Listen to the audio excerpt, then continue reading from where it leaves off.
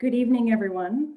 My name is Tanya Sheehan, and I am Distinguished Scholar and Director of Research at the Lunder Institute for American Art of the Colby College Museum of Art, and the William R. Keenan Jr. Professor of Art at Colby College. Welcome to the second event in the Lunder Institute Talks series, which I have the pleasure of co-organizing with my colleague, Daisy Desrosiers. Launched this fall, the series features conversations about work in progress between the Lunder Institute's area directors and leading figures shaping the field of American art. These conversations speak to the mission of the Lunder Institute, which supports innovative research and creative production with the aim of expanding the boundaries of American art. Collaboration is at the heart of everything we do, with visiting artists, scholars, museum professionals, Colby faculty and students, and the broader community of Central Maine.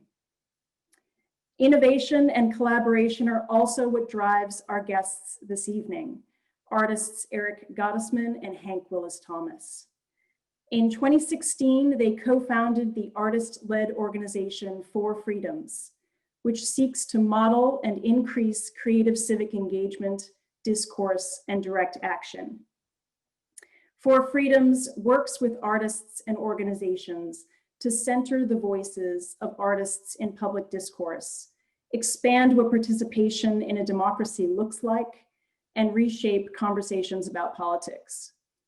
Four Freedoms attracted widespread media attention when it launched its 50-state initiative in 2018.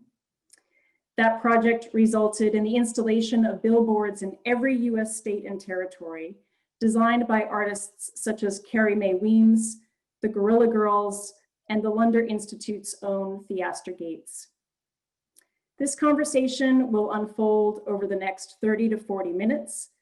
Then we will take questions from the audience.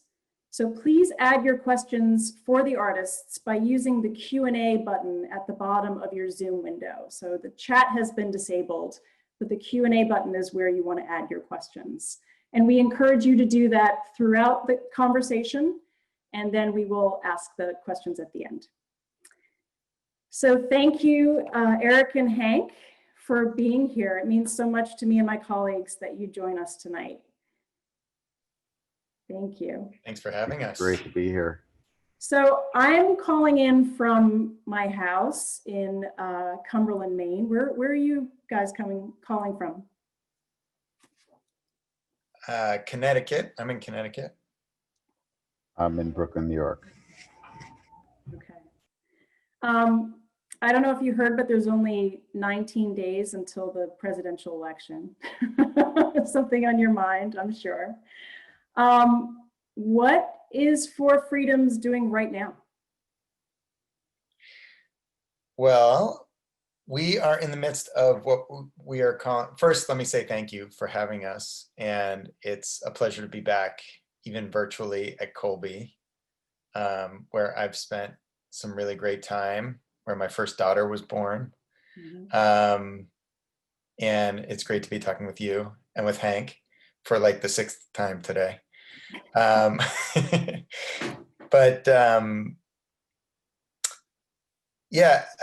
we're in the midst of the what we're calling the 2020 awakening. We knew when we did the 2018 50-state initiative that it was kind of a dry run for what was going to happen in 2020. We did not know what was going to be happening in 2020. We certainly couldn't have predicted a lot of what's happening.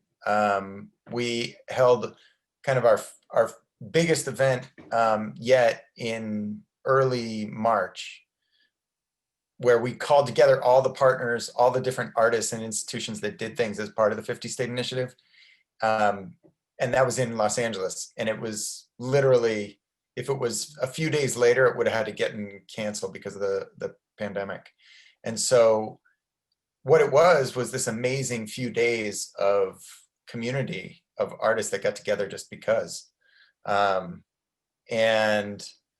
then we all kind of went to our little screens and squares and took shelter.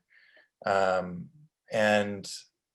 so we did a lot of thinking and listening to each other internally, really thinking critically about the work that we have done and wanted to do this year.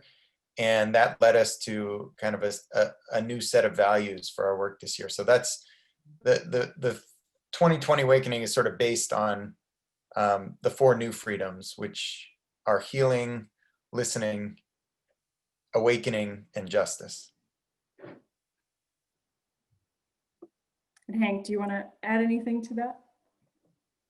Sure. So picking up off of that, we've been doing virtual events almost daily. We've been doing town halls, and actually in the midst of just launching a 50 state plus at least 4 territory billboard campaign with Unfinished, where we are asking hundreds of artists to ask questions that are critical this time, and then doing other billboards that are kind of saturating the country, and collaborating on a disorganization, which we call the Wide Awakes, which is inspired by an 1860 abolition movement that is asking each of us to become, live up to our potential, because if we don't, there's a lot at stake in moments like these. Yeah, can you say more about that? How would you define our potential right now? Limitless. I think what we know most is that when you are if you're angry, if you're afraid, if you're annoyed, your field of vision becomes more and more narrow, and that in order to actually have the greatest impact on ourselves and others in this moment, we have to be wide, have a wide lens on opportunity and what is possible. And so we've been really leaning into this concept of civic joy and the context of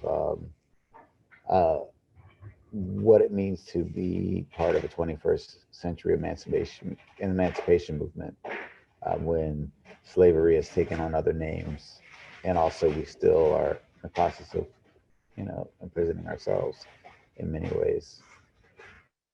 Yeah, and we, I think we started this whole thing as artists kind of messing around, and got into work that I think is harder than either of us expected, for various reasons.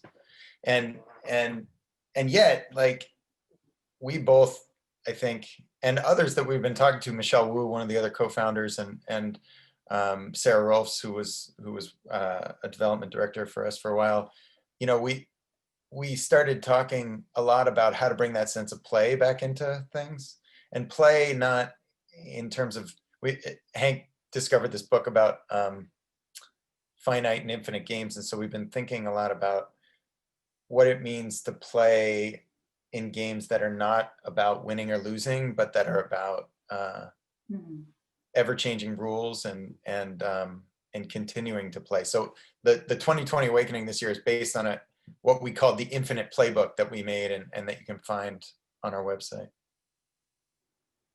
So who do you see as your audience for this project? Or maybe a different question would be, who do you want your audience to be, if it's not already your audience? Who do you want our audience to be? Because artists tend to not have focus groups. Right. It's like my mom, my dad, my wife. Eric's daughter's a big one. She's not in my focus group because she doesn't like anything I do. She doesn't like me at all. Yeah. She told me to get out of my own house. But we figured out a solve for that. She's now one of the artists this year. Yeah, she likes her billboard. So. Yeah. Okay. Our target audience is the living. Yeah. We feel like we spend so much time trying to defy it and conquer. And one of the real obvious things that we take for granted about marketing techniques is that they're all based off of prejudice. These kinds of people care about these kinds of things. So we're going to talk to them in this kind of way. And if only, if it's basic science, it's still reaffirming, elements of white supremacy and patriarchy and likely all kinds of phobias that we would love to not be encouraging. And so within our work, I mean, I'll say my target audience is me, frankly.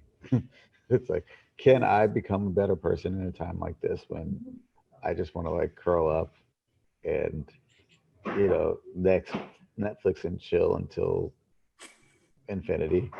Click, click, click, chips, click, chips,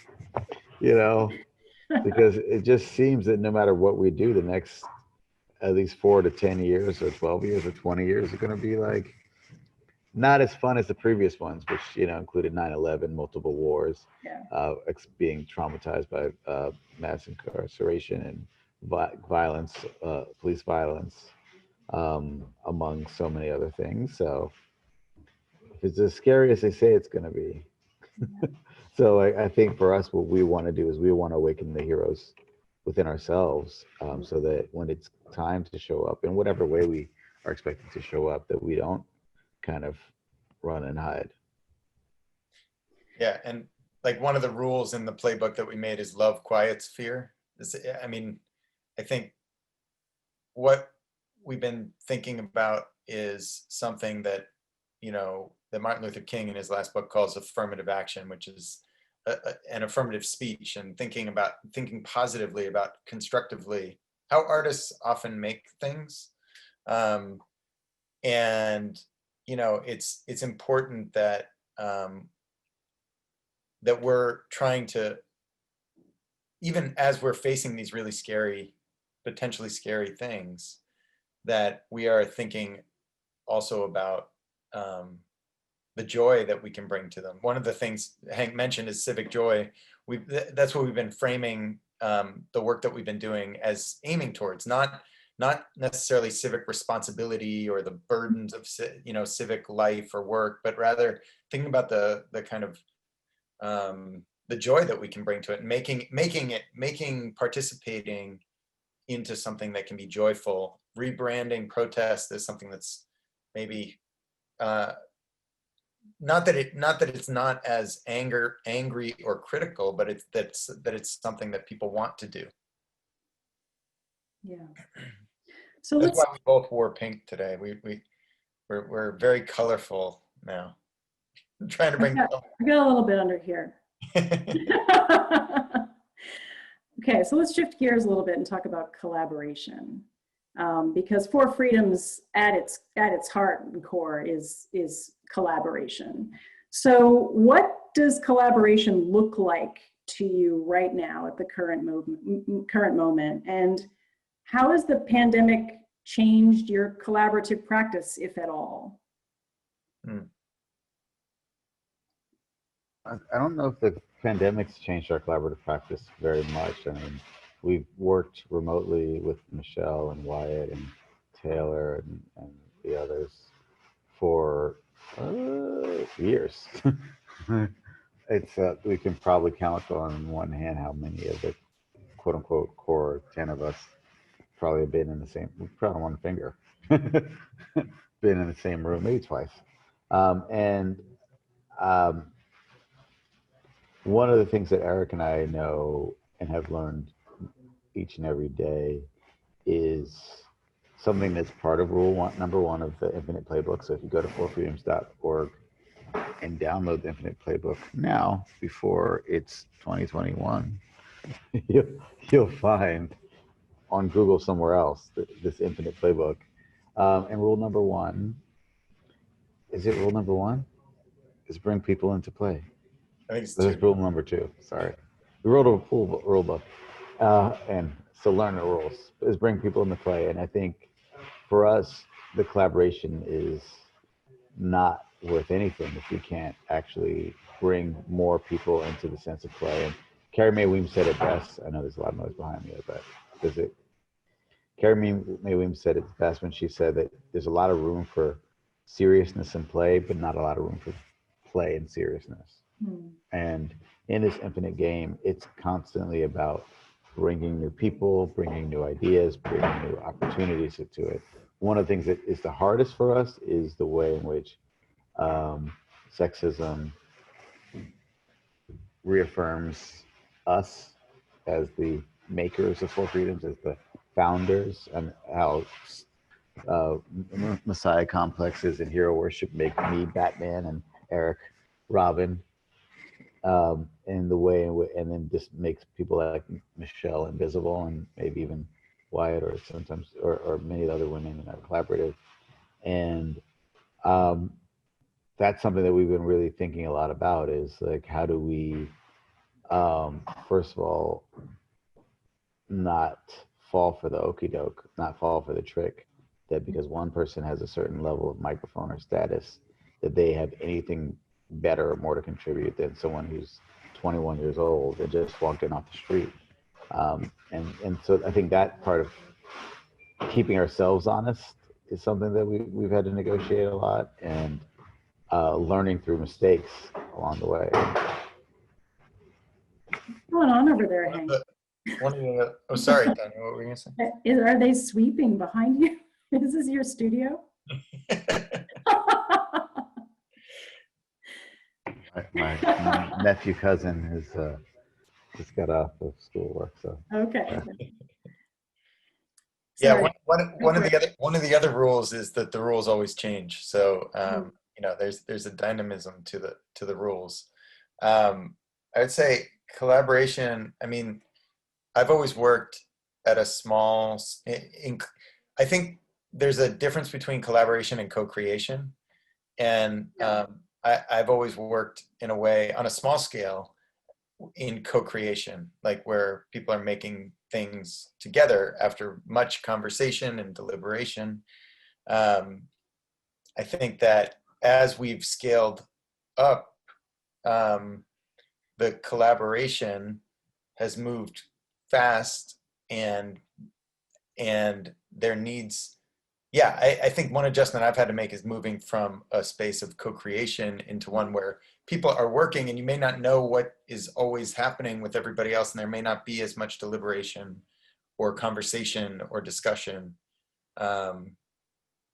as we move forward. Or anything you like at all, but it's out in the public and everyone thinks you did it. And if it's good, you look amazing. If it's bad, people are like, you're like throwing down tantrums. That's just me. I'm really fascinated though, Eric, about for you, like as, you know, a quote unquote white New England man who went to boarding school with somebody else here. In the time like this, like with your, like what, I know you've always or never really you felt comfortable with the power dynamics that your presumed identity like imbues. I think how in a collaboration, which is in this time and so much about inclusiveness, as if we can ever achieve absolute inclusiveness. How has your interpretation of like your role specifically in this changed? I don't mean to put you on the hot spot, if that was a hot spot. Please do. But I'm like, I get to talk to you about other stuff all the time. I know. No, Well, how has it changed?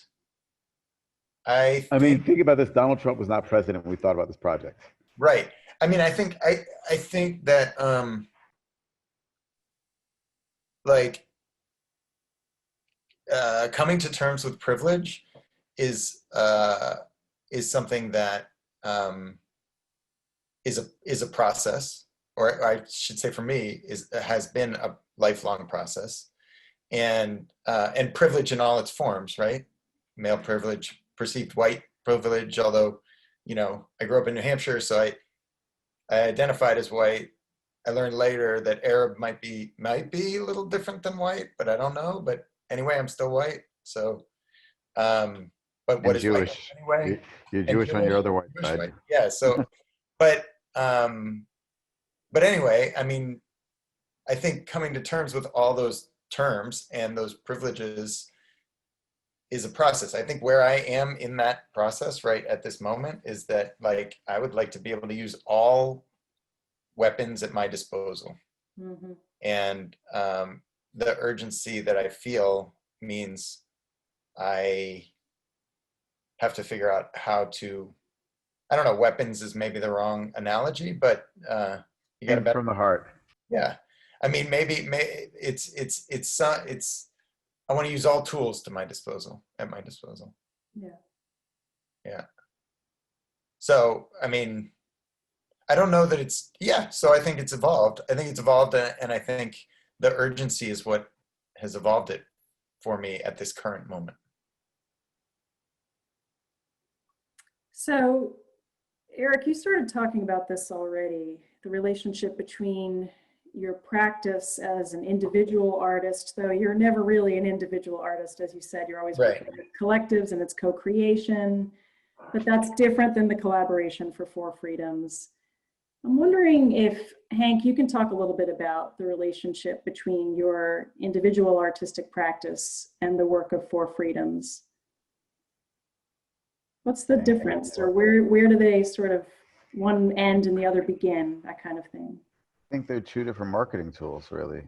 I think, I mean, anyone who knows me well knows that I don't know how to do anything, and I'm hyper codependent.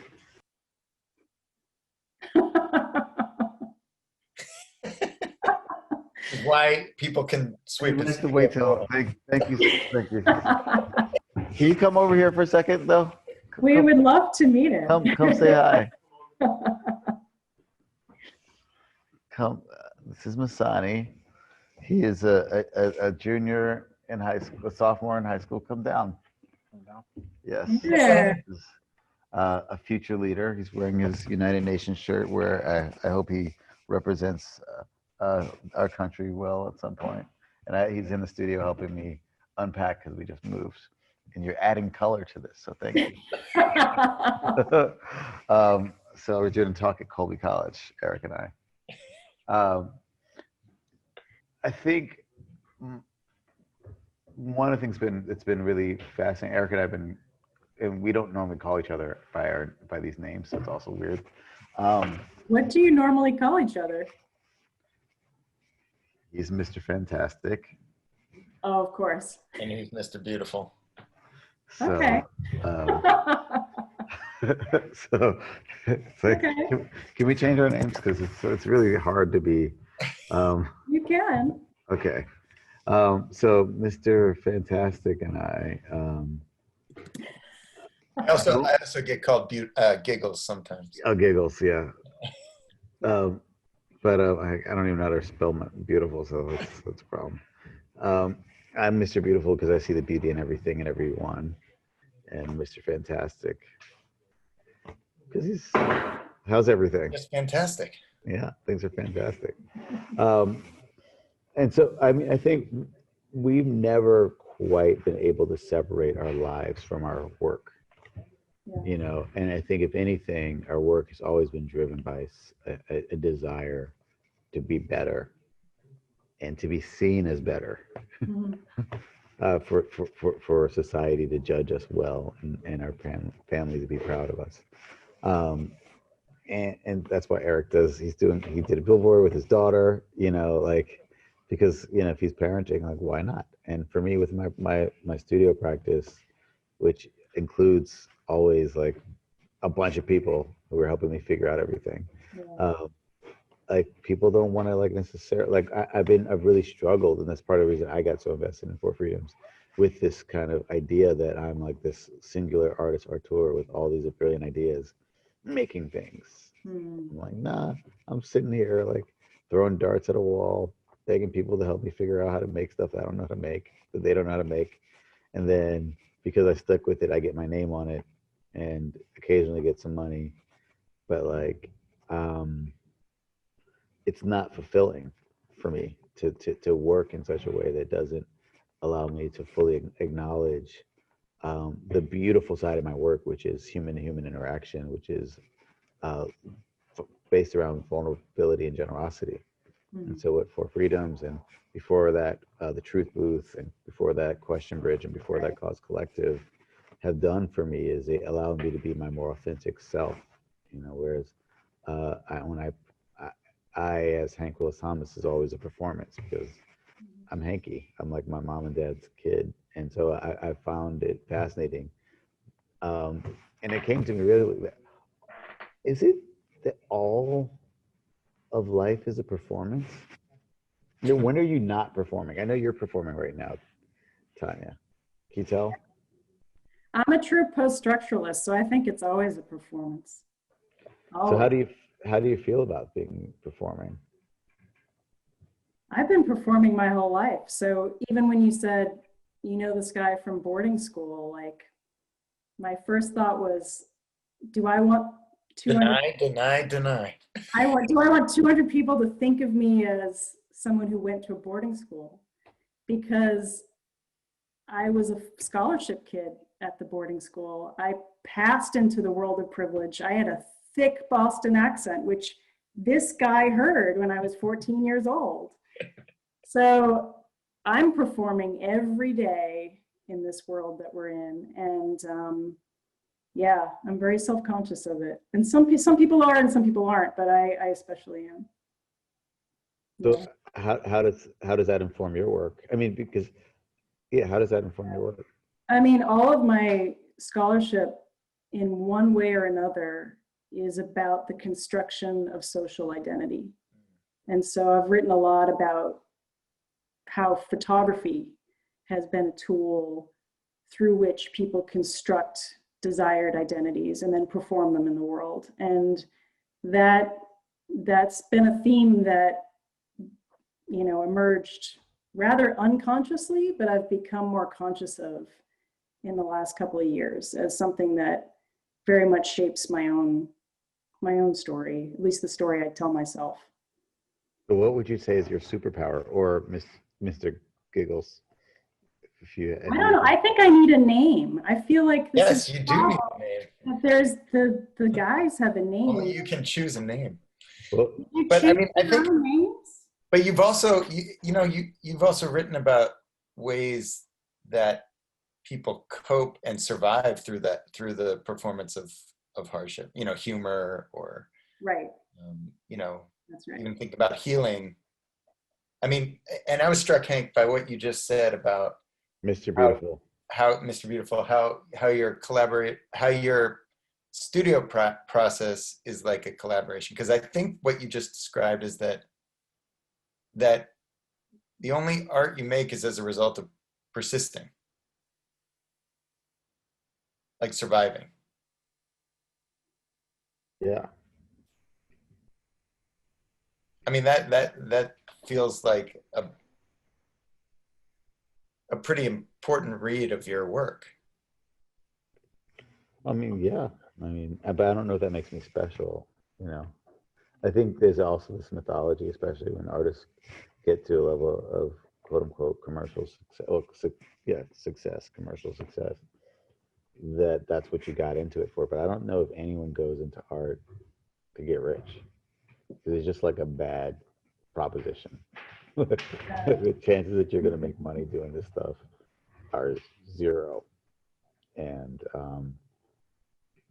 there is, much like, I think, okay, what's your name? What's the name? Can you name one of your favorite essays that you've written? I can't name myself, can I? It has to stick. It has to stick for you. Yeah. Okay, let's work on some. I like the mechanism. Wow. The mechanism. That's a good one. Really? Yeah. That feels cold and unfeeling. Okay. Is that how you see me? Well, it's more like I think you talked about your work. Your work is a mechanism for. Right. I mean, it's a gateway. Right. Towards. Because when I think about like, how do we find ourselves, or how do we look at ourselves? How do we make space, like a crack in the matrix? I don't know. Okay, Mr. Fantastic, do you have a? We'll think about it. We'll come back to it. Well, actually, we'll open that up to the Q&A. He's got one though. Yes. He's got So one. if you haven't put a question in the Q&A yet, you have to put a question and also think about the name that these two are going to bestow upon me tonight. But let me Ooh, move on. how about the interrogator, the interpreter, Ms. Resilience, the Rolodex. Ooh, I'm not with. I think the Rolodex is pretty good. All right, hold that. Hold Wait, that. wait, were we done? I feel like there was a question I was supposed to No, get. no, I have more questions for you. I think, well, no, I'm stuck on this idea of like survival as a collaborative thing. Okay. That's what it was. Yeah. Yeah. Well, I think about how it's our work. I mean, we appreciate the questions, but we were getting somewhere. What I heard you say is that your work is rooted in your awareness of a need to understand, to find ourselves in a way. And compass. What I think each of us did, and Christopher Johnson, one of my collaborators on Question Bridge, Black Males, a project about kind of trying to locate a universal Black male identity. He said that it seems like every artist is trying to answer one essential question. And I wonder if each of us have, and this is part of what's inspiring our work in this campaign. I wonder is that we're all searchers, and that what we call work, whether it be research or art, is actually us trying to find, find ourselves in the world, whether it be through making something and someone else connecting with it or talking about it, or writing something and someone else finding themselves in it. Right. I would agree with that. What do you think, Eric? Yeah, except I think there is something that exists outside of ourselves too. I mean, like, I think that, a question I get a lot in art school before I thought of myself as an artist was like, well, what you're doing it's like sociology, or, it's politics. I think my name comes up now if you Google me as a political scientist. And like, I think like that's, cool, fine, great. And I think there's something about making art that is essentially an exploration of the self. And it doesn't only, like, there's no separation maybe between the self and others in a way. And then that can be a field of investigation, like, where is that separation? And I mean, I've never thought of my work I've never thought of collaboration as a work that is navel-gazy in a way, like that but of course it reveals things about ourselves, and yet there is something about it that is outside of myself. And I'm most interested when something happens that surprises me. I see Ankeny White said, I wonder if your practice, life, performance of being is informed by spiritual concepts or ideals. I'm not referring to organized religion. I would say for myself, well, and then that they think that Mr. Fantastic is answering it now. So well done, Mr. Fantastic. I also just wanted to point out that they gave you the name Dr. Awesome, and I totally think you should try that one on. Or the Unraveler. Or the Unraveler. I like Dr. Awesome. I like Dr. Awesome. I like that. Can I try Dr. Awesome for a little bit? Okay. I think you have to change it. You have to press the 3 dots and. Oh, I have to press. Okay. Yeah, I mean, we have other names, like as Mr. Fantastic said, he's also Giggles, which I challenge you to call him Giggles and try not to giggle. No one laughs like Eric Gottesman. Yeah. Okay, so I mean, I want to ask you guys a question. Okay, good. Yes, Dr. Awesome. I'm trying to take control of this conversation, guys. You're so awesome, though. This conversation. It's a game. Can you tell? I can tell that you're playing with me right now. So we all have 2-year-old daughters, so I need to get it back in the pen. All right. So let's talk about risks. You've talked about how the work you do is hard, right? How is it risky? What risks have you taken so far in the work? And I'll throw out another question that you may or may not want to answer, which is, what risks have you not allowed yourself to take yet in the work? Specifically for freedoms, specifically for freedoms. We have not allowed ourselves to quit. Okay. And I think that is after 5 years, which will be January 21st, or whatever, around that time. That's the biggest risk, is to try to let it go and see what happens. You know, that's a frightening, who are we after spending so much, and also, will we talk? We're stuck together now. We also have both been very comfortable with failure. Mm-hmm. And I think for us, the idea of failure doesn't scare us as much as not trying. Yeah. And we talk about risk. Most of the risk we take, we also take unwittingly. We're like, oh, that was stupid, because we didn't realize that we were making art. Mm-hmm. And we have been conditioned, like most people, think that art is not serious, that it's not serious, that it's not action, that it's doesn't have impact, you know, and that we were over here, and we found ourselves actually in the midst of, first of all, the most critical, historical, political moment of our time, being advocates for creativity and new ideas, and somehow even positioned as leaders. Yeah. And I mean, do you want to pick up from that? In a landscape where people actually are, you know, working as activists and with very different, you know, risks and strategies, you know, and so the idea that, I mean, you know, it's not just about like critiquing our work, you know, we're playing in a different playing field now that we don't know as much about, I think.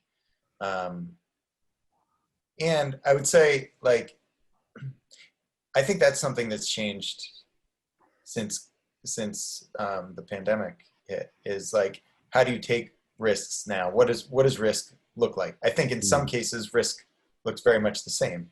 But I think, you know, daily, most of our interactions with each other are mediated in a different way now. And so it's actually harder to take the kinds of risks that maybe we were used to taking. Actually, Eric, I mean, Mr. Fantastic, you also come to see me. I mean, for you, you have your daughter's in a newspaper. I feel like even that level of vulnerability for exposing your family to this time, I mean, that's not a small thing. No, I'm much more visible through this project than I ever have been in my career or my life, really. Yeah. I found this on the wall. The only thing on the wall in the studio is the last lines. It doesn't work. I know, I'm doing it on purpose. Oh, okay. Is the last lines of Audrey Lorde's poem, A Litany for Survival. If you haven't seen the documentary, also, or read her book, The Black Unicorn, also. It's a litany for survival, which is something that basically we each need, and we probably need to all write our own. But she said, especially in a time like this, but the last lines say, when we are loved, we are afraid love will vanish. When we are alone, we are afraid love will never return. And when we speak, we're afraid our words will not be heard nor welcomed. But when we are silent, we are still afraid. So it's better to speak, knowing we were never meant to survive. And in a way, every time we speak up in any way, we're taking a risk. And even if we don't think it matters, I don't know, that just, it's better to speak, remembering we were never meant to survive. Hmm. Yeah. But there's the potential for a lot of pain as a result of that. And makes you wonder if that, I wonder what that means in the context of what everything that's happening now. Well, her as a Black queer mother, warrior, woman in this, the United States that she grew up in.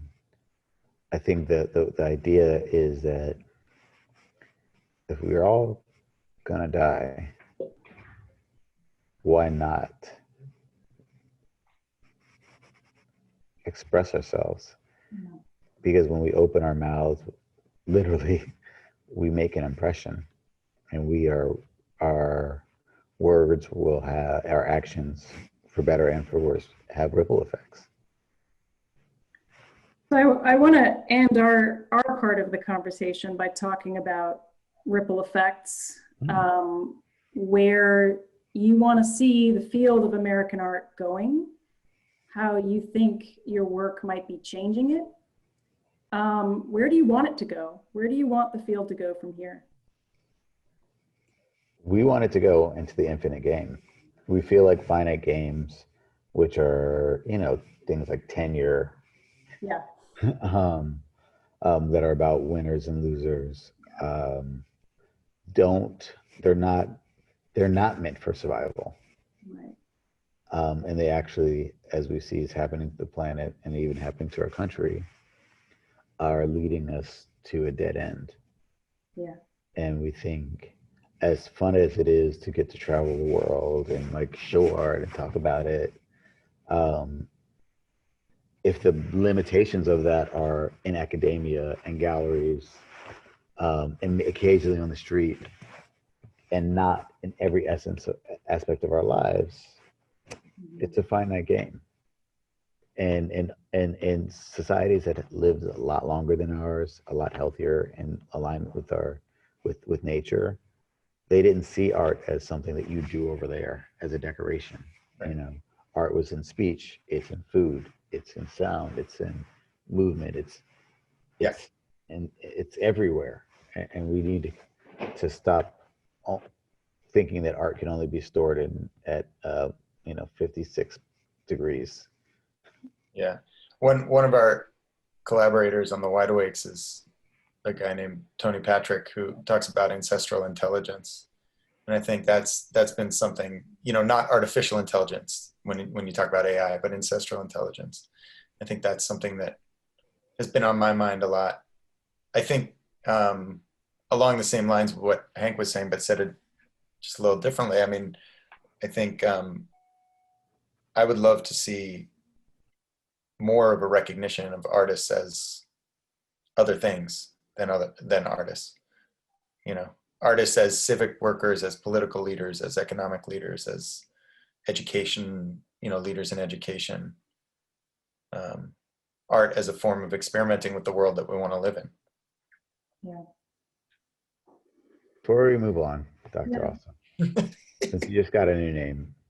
It really fits you. And you are a professor. Suggestions here, I'd be happy to share. Oh, there's more. Okay. Lisa Barbash, our friend at the Peabody Museum, she suggested the interrogator or the interpreter.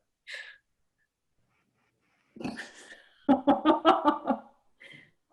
don't know.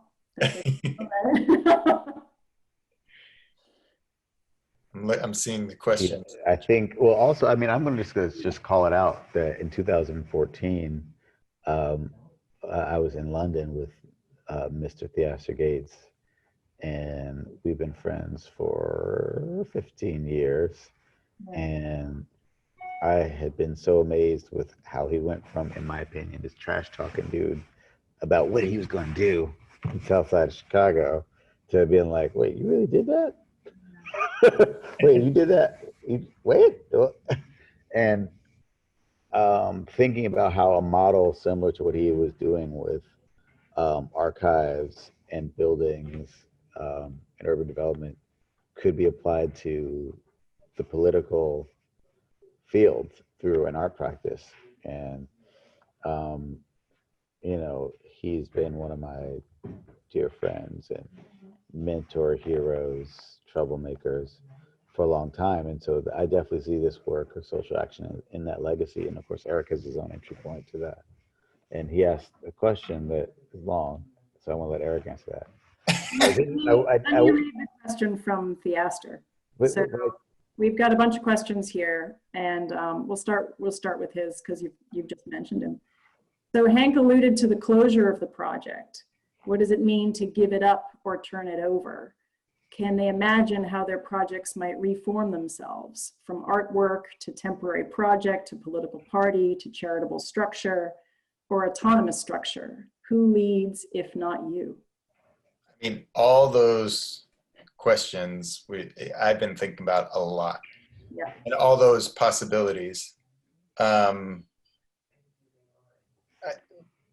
Actually, just a side note on what Hank was just saying. In 2009, Hank, I don't know if you remember, but you came to see me in Boston. You showed me, you're like, hey, this guy I met, he's got this amazing artist statement. It was 3 words. It was to eradicate blight. Mm-hmm. And it was from Theaster. I remember you showed me on my phone. And I was like, whoa. I mean, but that can take all these different forms, right?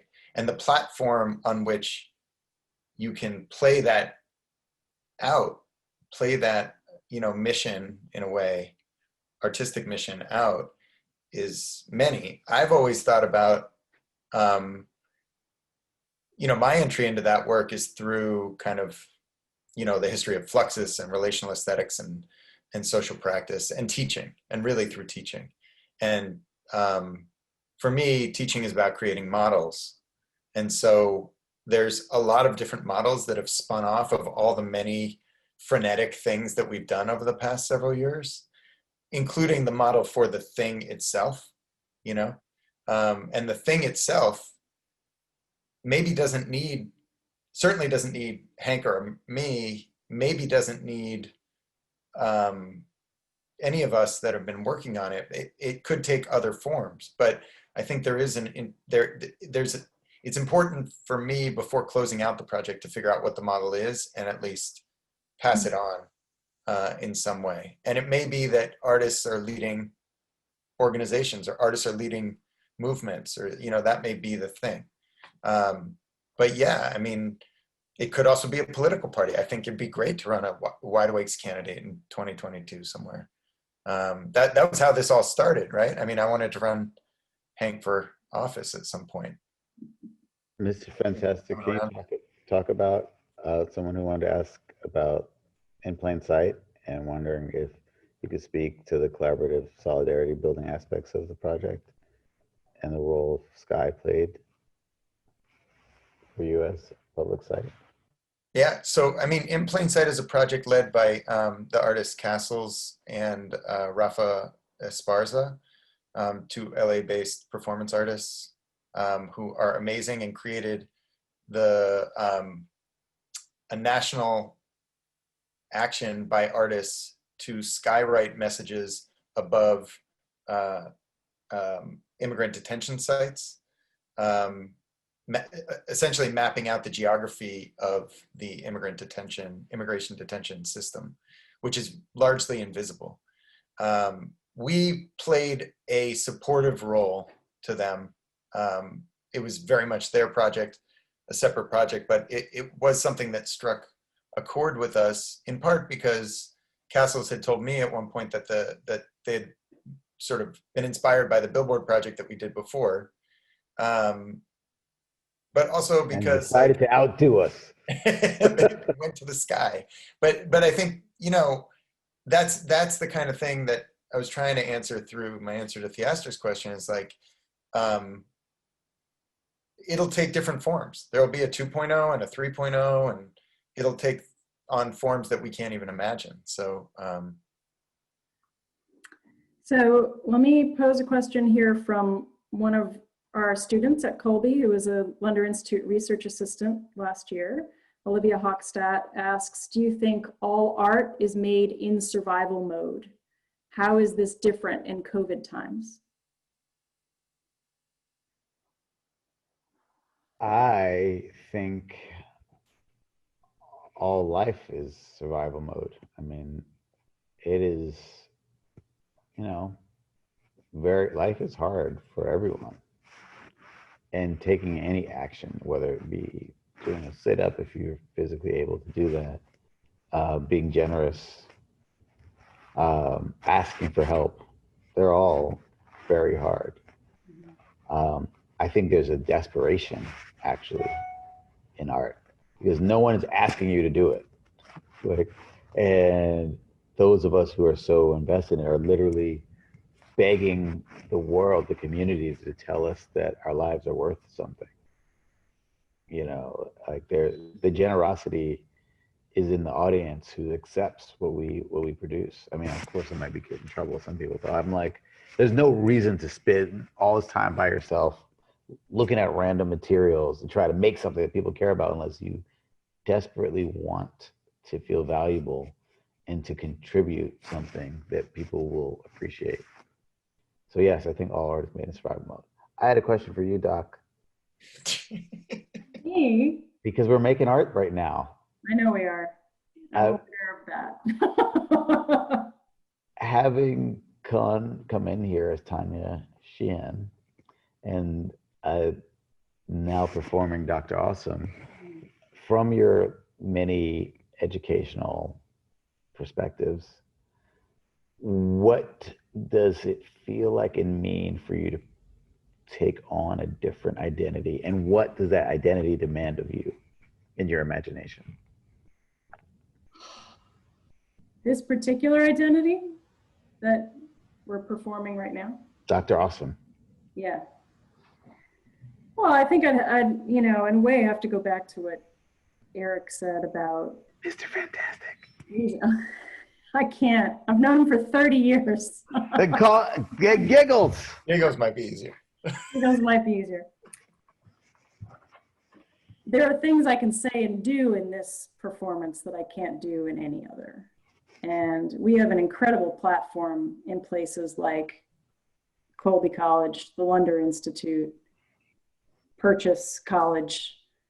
I mean, these are wildly privileged spaces, and people listen to things coming out of those spaces. That's not the case for where I came from. Mm. So I'm well aware of that. And I hope I use it for good. That's my personal goal. Whether I do, I'm sure I fail on that every day. Are you sure about that, Dr. Awesome? Because I guess what I'm trying to say, if you're Dr. Awesome, probably everything you do is pretty awesome, even if it doesn't feel awesome in the moment. Well, just in this one construction, there's more than one construction at play, right? So you're from Boston. What's that movie with the guy and the things moving? You know. What? Intercept. What's the movie? I don't know. You're not helping me out. There's that movie that's like everything's complicated. The reason I'm saying that is because what happened. Inception. Inception, yeah. Yes, yeah, we're going deep, many layers. It was so deep I couldn't even remember the word.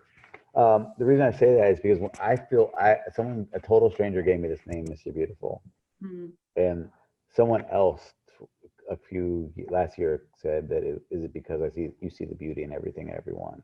Yeah. And I had been calling Mr. Fantastic Mr. Incredible for a while, and he always said Mr. Wonderful, and then he realized that people call him.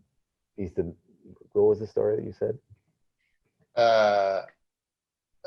Just in because I do a lot of my work elsewhere in other parts of the world. People, in Ethiopia, where I do a lot of my work, like the answer to "How are you?" is often "Thanks be to God," and I, as an American, always answered, "I'm great, I'm fantastic," and so, it kind of gave that away. People made fun of him, and sometimes when I know that he's having a hard time and ask him how he is, he says, "Fantastic, I'm great," and there's something that when we call ourselves, because I think about this in hip hop, right? I think about this I mean, it's the case of Cassius Marcellus Clay becoming Muhammad Ali, Yeah. you know, or Malcolm Little becoming Malcolm X, is that when we allow ourselves to take on other names, temporary though they may be, Mhm. we are cognitively accepting. We are our creative power, capacity, and how we relate to ourselves is different. And we don't have to carry the baggage necessarily for those moments, you know, or we put on those capes. So I was just kind of, I don't know. I don't think I've ever dropped the baggage. well, you just got the name, Dr. Awesome. Try it out in 4 years. Let me see. Yeah, I think that's what struck me about this whole wide awakes thing that we've been doing, is like allowing people to have the possibility of unlocking their own superpowers and other parts of themselves, and not just to kind of swoop in and save the day as a superhero, which is what they do in the movies, but just to allow people to imagine their own complexity and bring all of that complexity to the table. Right. So it's not just, you know, who I am as an artist or as a teacher or as a father or as a, you know, it's all of those things. Right. And more, and stuff that I can't, you know, that I can imagine, which I think is different. Like, we draw the difference between wokeness and being wide awake. Yeah. Being woke is in the past tense. It's like something you've achieved, whereas being wide awake demands vigilance. Like, and it's the difference between, you know, purity, like striving to achieve a certain sense of purity, and striving to achieve a sense of, you know, complexity that is ever shifting Or survival. Yeah.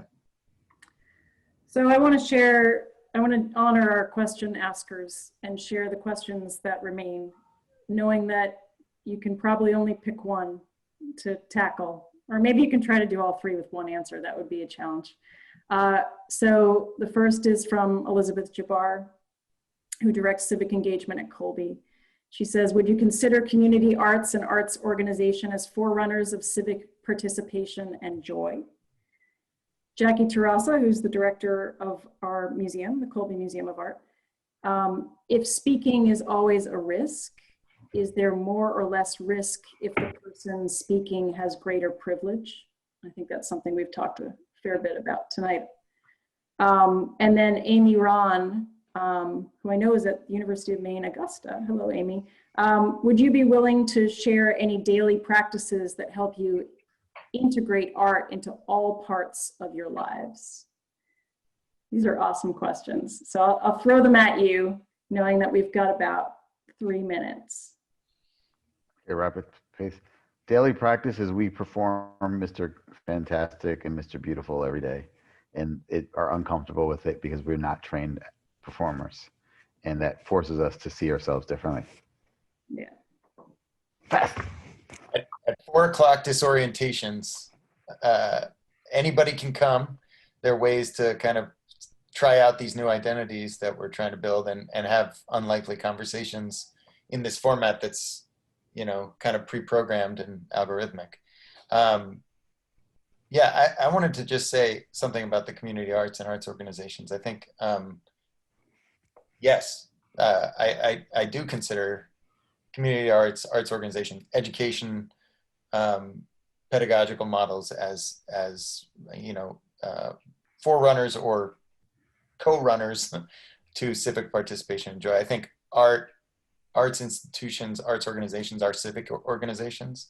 And I think that's a point that we're trying to make over and over again in our work. And looking back to civic organizations like the Highlander Institute or others that have used creative tactics. Black Mountain College, Skowhegan.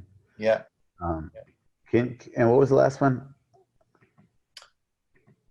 If speaking is always a risk, is there more or less risk if the person speaking has greater privilege? Yeah, that's a longer one. Yeah. I think I always get in trouble because I don't believe that because you have a lot of money or you look a certain way that you're necessarily any more privileged, because there's a lot hiding behind that. Right. And there could be a risk of someone who's deeply in a lot of pain. I'm not talking about anyone who's in office right now. creating a lot of risk because they're choosing to speak. Mhm. And that risk is not just for others, it's a risk for everyone. And so I think we should constantly be reconsidering value and who is valuable. I don't know if there's anyone richer than my 98-year-old grandmother who never had but so much in her pocket, and always chose to speak very carefully. Yeah. All right, I'm going to leave it there. I can't thank you both enough.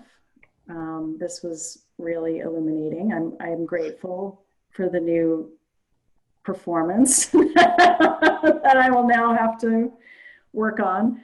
I want to thank all of my colleagues at the Lunder Institute who made this possible tonight.